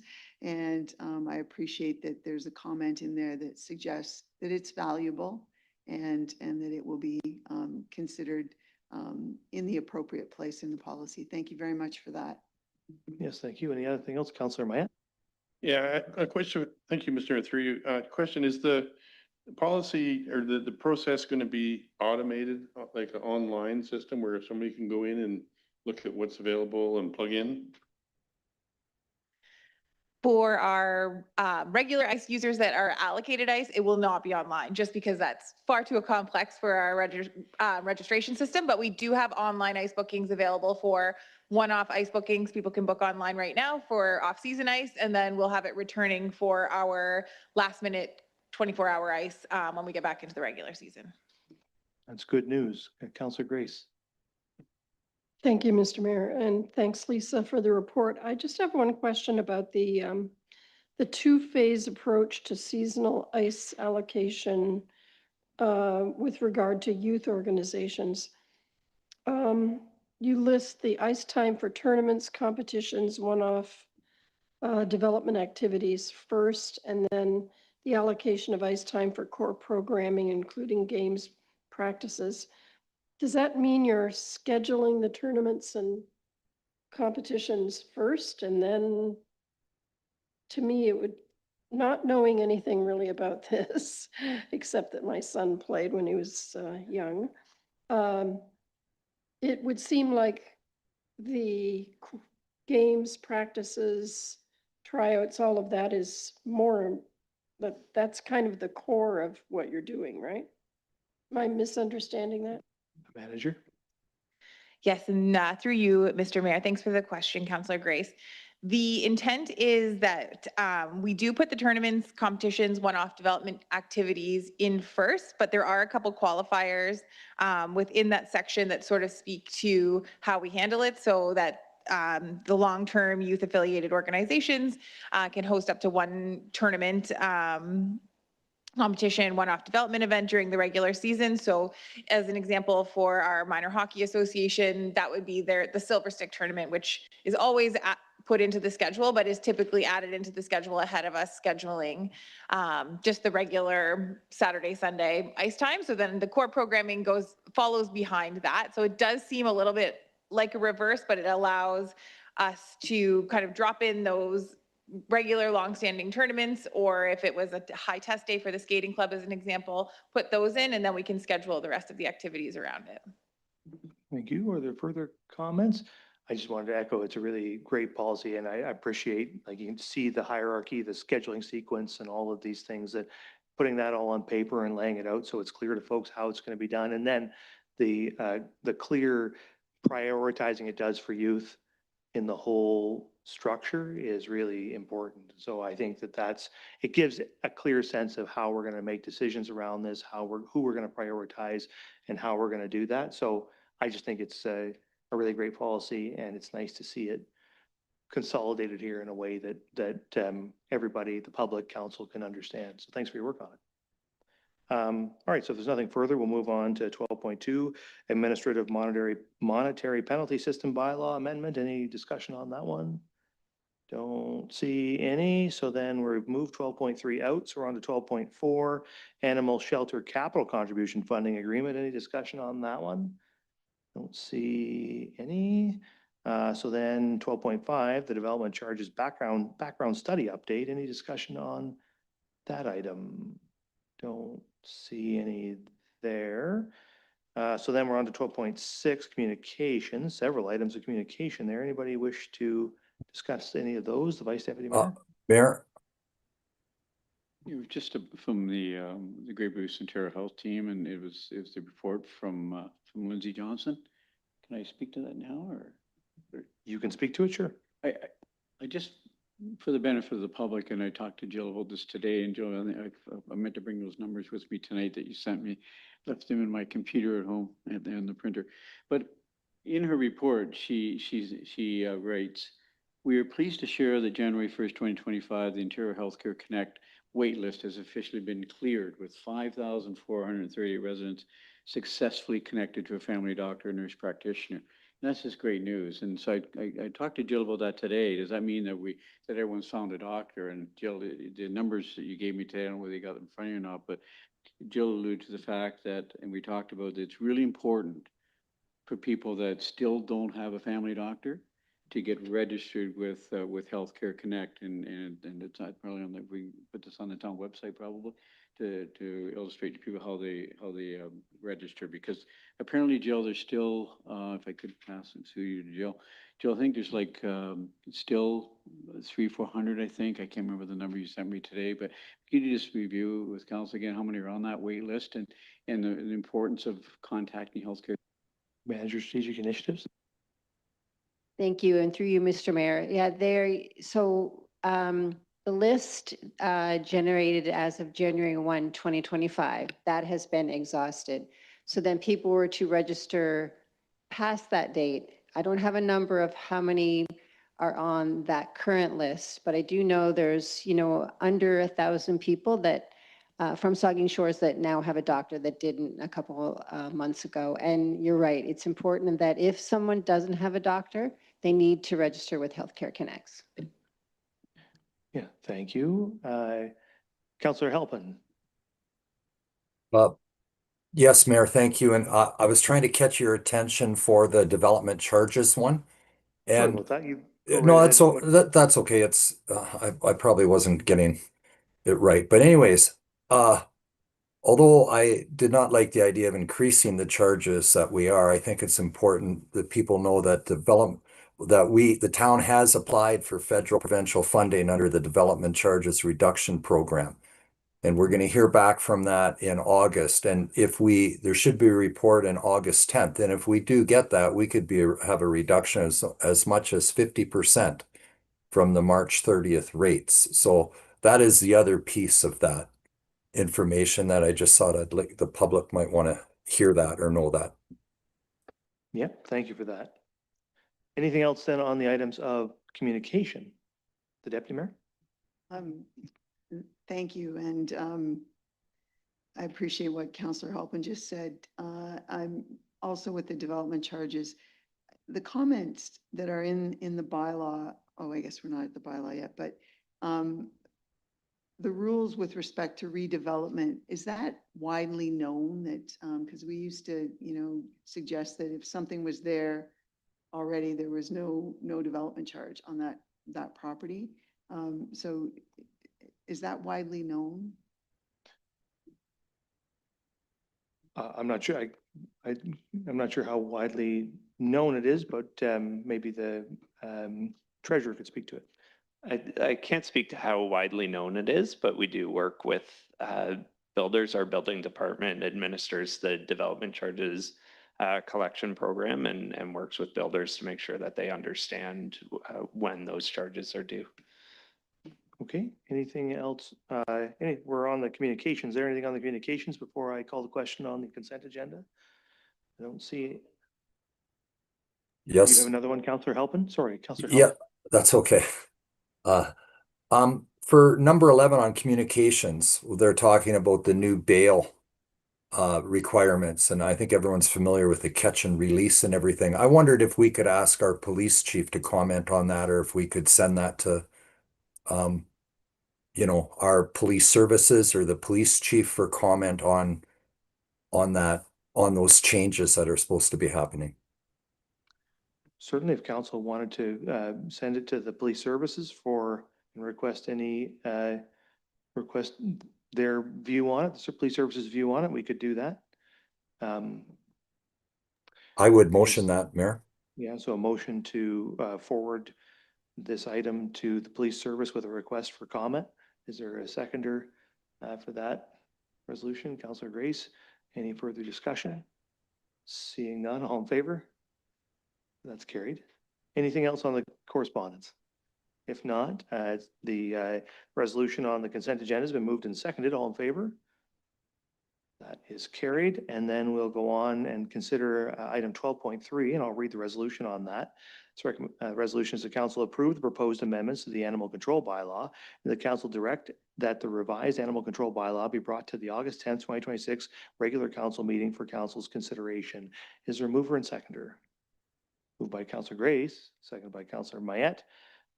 Discussion, Councillor Stack. I wasn't really sure what was driving the need for this. So, I mean, a couple of things. I know it's technically not illegal to own a tiger in Ontario, but it is illegal to import one. Sorry. It's not Google. I had to laugh. Like we're trying to now legislate ostrich ownership, python ownership. I'm not really sure what our vendetta with raccoons is, if I'm being honest. So I took it did make me laugh when I read the assortment, the menagerie of animals issue here. So I just didn't really see the need for this, like legislating the number of dogs people own, the number of cats. Certainly the number of cats people own, I'm not really sure what we're trying to achieve. I'm not even sure how we validate that, barring knocking on people's doors. And then when it comes to legislating doggy daycares and the like, I assume there's zoning requirements that they have to, if there's a business and the zoning requirements, I feel like there's sufficient regulatory regimes in place that I don't think we need to start policing. If there's a health and safety concern, particularly around dog ownership, like I'd like to have that conversation, but for the rest of these, I just don't see that there's much value or need driving the ban of ostrich. So the ban of ostrich. Sorry. I'm sorry, I don't know, I'm getting the giggles on that one, but my point is, I'm just not sure this is something the town needs right now. Okay. Can we get a resolution right off the bat to extend the meeting beyond 11 PM? Moved by the deputy mayor, seconded by Councillor Grace. All in favor? That's carried. All right, so further discussion on this matter, the deputy mayor and then Councillor Grace. Thank goodness nobody was able to quickly put a picture of an ostrich up there. Oh my gosh. Anyway, couple things about the bylaw. There's a definition in the proposed bylaw that talks about a police dog. Another name for that is canine officer. There's an exemption only for one aspect of the bylaw, though, for the police dog in it. But there's three elements in the bylaw, at least, that I found. One is a canine officer is often controlled by voice. So there's or sound control. So there's language in the bylaw that says that that's not a legitimate control, that, you know, it relates to leashes and that sort of thing. Also, the bylaw speaks to dogs running at large. A canine officer, a police dog, often runs at large, not in an indiscriminate way, but as part of their training. And the other one, 4.4 in the proposed bylaw, talks about actions of dogs in various ways with biting and, you know, growling and that sort of thing. A police dog, a canine officer, is trained to do those sorts of things in various situations to assist a police officer. So I appreciate that there is a definition of police dog. I think there should be exemptions, though, from some of the behavioral things or ownership requirement, because a canine officer is specially trained for certain activity. And some of the things in the bylaw would make it so that if a police dog, say, bit somebody in the line of duty, which they might be trained to do to stop somebody, I'm not saying that they are, but you know, that this bylaw would enable somebody then to complain about that. So I think the police dog thing, there needs to be some revisions. The other thing is that, and I appreciate that the open mic speaker is still in the room anyway at this late hour. It was brought up about how there's other kinds of pet services in town that, you know, the focus on kennels and a dog daycare. Well, you know, a home-based dog grooming service could have an animal in a location for a number of hours, or a number of animals in a number of, for a number of hours. So there does seem to be, I guess, if there's only one doggy daycare in town, like this is really focused on them, and there's an equity thing there that I'm a little bit concerned about. But the reference that the open mic person spoke to, that, you know, one of the reasons for this was, you know, to ensure safety for animals, staff, and the public. You know, we've had other licensing things before us, case in point, short-term rentals, that we've basically were the same things, except you could substitute safe for visitors, safe for owners, and safe for the public's neighborhoods. And we've thrown those out because we haven't thought that they've been, you know, necessary. So I think I would appreciate a little more consideration given to, you know, that aspect of it. And if there is a valid reason for dog or pet daycare facilities to be here, some of the other pet businesses in town that are operating in potentially residential areas maybe need some consideration too. But Councillor Stack's point about zoning, you know, there are things in zoning bylaws in different categories in the zoning bylaw that enable or not enable. So there's something there already that's controlling something. But so those would be my three requests. Thank you. Comments from the clerk? Thank you, Mayor, through you, Deputy Mayor. So I'll address the canine officer comment first. So it has been actually pointed out by another member of council that service animals and service dogs should be exempt from certain provisions as well. So I will take those comments, and if it is council's will for this bylaw to return in August, we will include exemptions for canine officers and service animals from certain sections of the bylaws as appropriate. As I'll comment on the second provision of the dog care facilities. So when I reference dog care facilities, I mean kennels and doggy daycares. Kennels are currently licensed under this bylaw. It is in there in the current bylaw that we would license kennels, and it is defined as housing animals overnight. When we conducted the flash survey, I believe it was a majority of the respondents, 58%, supported licensing the dog daycare facilities in alignment with that kennel licensing. And as for the zoning bylaw provisions, in a response I provided to our open forum member today, zoning provisions are for the use of the property at the time. Licensing would be for an ongoing maintenance of the services provided by the doggy daycare. So ensuring that the temperatures were regulated, that the floors were cleanable material, that there was proper fencing, that the incoming and outgoing gates are in an appropriate manner, that there isn't going to be escapes or dogs leaving. So beyond the zoning and mentioned building permits, it would be more for the day-to-day operations of the facility and ensuring that the animals housed at that location are being cared for in an adequate manner. And as for the exotic pets, you would be surprised by how many of my municipal colleagues have ran into issues with prohibited or exotic animals and the safety and or health concerns that they do bring to our population. A lot of the animals included in that prohibited list are due to a variety of reasons, and some of them are public health, that they're not an animal that we would want people keeping in our town. But I'm open to council's comments on the bylaw. The Deputy Mayor. In the absence of really understanding what kennel services are available in our community and what their accommodation numbers are, similarly with a doggy daycare or a doggy spa, whatever you want to call it. If we enable people to have 3 dogs on their property, what's the difference if there's 2 dogs in a doggy daycare, but their neighbor has 3 dogs in their house all the time? It's sort of the same thing, isn't it? Dogs in one location. The clerk. Thank you. Through you, Mayor, to the Deputy Mayor.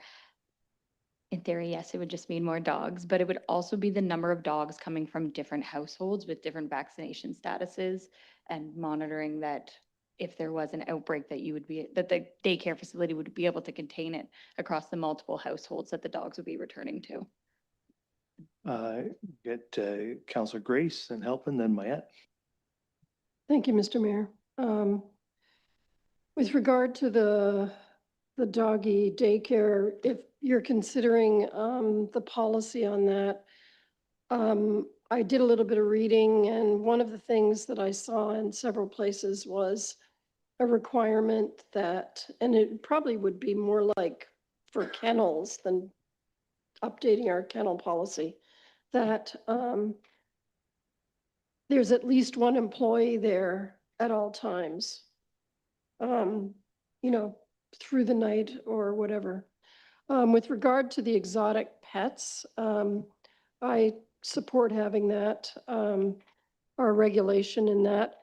Although one thing that I understand is that the Ontario government just passed some kind of bill on that, trying to crack down on these exotic zoos that have had some pretty horrific reports. So I don't know how that affects what we're going to be doing. The other thing, this is kind of minor, but on page 14, there's a spelling error with Python. The only reason I bring it up is in case somebody tries to use it as a loophole to say that pythons are not prohibited, pythons are prohibited. Sorry. My God, the left side of the chamber is going nuts here. Councillor Halpin and then Councillor Mayette. Thank you, Mayor, and through you. Could could we coordinate our language just so that rather than a list of animals, rather it says we have the same list as that either Canada does not permit to be imported or the province has, just so that we're not duplicating to make it a little bit cleaner. Is that possible? Clerk? Thank you, Mayor. Through you to Councillor Halpin, I can investigate that and return it back to the August meeting. Thank you. You, Councillor Mayette? Yes, thank you, Mr. Mayor. I would like to see, when you bring this back to the August meeting, that the licensing of doggy daycare, I say doggy daycare because we have one legitimate one that is operated with regulations, with insurance. To have a licensing program is government overstep in my mind, and it's not necessary. If we had doggy daycares popping up all over the place, it might be a different story, but we don't. There is an online app you can use called Rover, where you can babysit somebody's dog during the day, and people do that. You know, if you have a space and you want to make a few extra bucks by taking care of somebody's dog or walking their dog during the day, there's lots of, I don't know, there's a lot of people, but it is an online thing. But the business that we're talking about has been established for a long time. My now deceased dog used to go there from time to time, and it's a great facility, and we don't need to add any more regulatory burden. I would like to see that removed. And emus and ostriches are legitimate farmed animals in Ontario. True enough. Are there any further comments? I agree with Councillor Mayette's comments there. I don't think it's just actually, it's for the same reasons that I oppose short-term rental licensing. I think targeting specific businesses with extra regulation is unnecessary. I don't think that we have a particular problem, and so I don't see any reason to add these regulatory burdens to these businesses. I would say to appreciate the changes that were made around guard dogs for predatory, protecting livestock against predation. These are requests that have been made for a long time from the Ontario sheep farmers. And I know they'll be very pleased. I think we have adopted almost all of their requests that they've had for a long time. So I wanted to express my appreciation for seeing those in our bylaw. And also the changes that you're proposing around service animals. I think those are very important. They should be exempted from the limitations in terms of numbers and some of the other limitations. So I think some changes obviously before this comes back are going to be important. The clerk? Thank you. Sorry, Mayor Charbonneau. I would like clarification if you would like to take dog care facilities out, so that includes kennels for overnight stay and dog daycares, or if you would like to leave the licensing provisions for kennels and just remove daycare facilities. I think from my perspective, we'll see what council says, but I would just say no new regulation on this front. Preserve the regulatory regime that we had in place, that we still have in place today, and don't add additional regulation. Is there any objection or disagreement with that? Okay, so there's nothing further. The resolution has been moved and seconded. It is to return with the bylaw on the 10th. And so when it comes back on the 10th, we can review it before adoption. Is there any further discussion? If not, all in favor? That's carried. Okay, so now that's the end of all of that. We can go on to bylaws.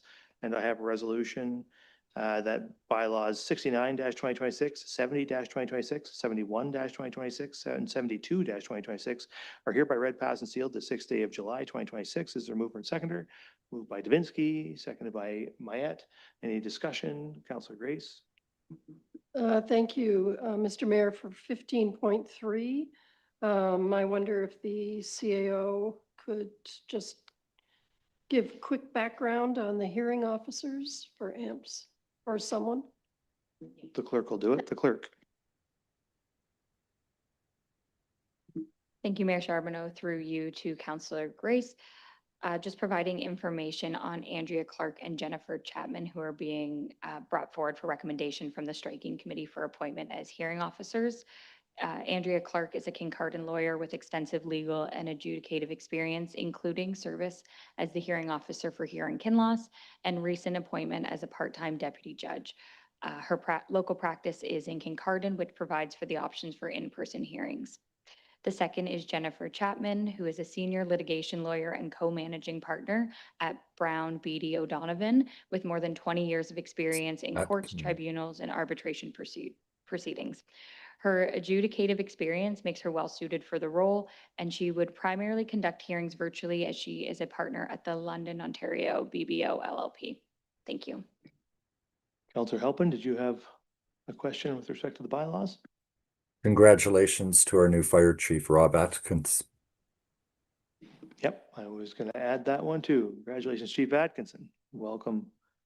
Welcome. What am I welcoming you for? Congrats. Welcome to your new job.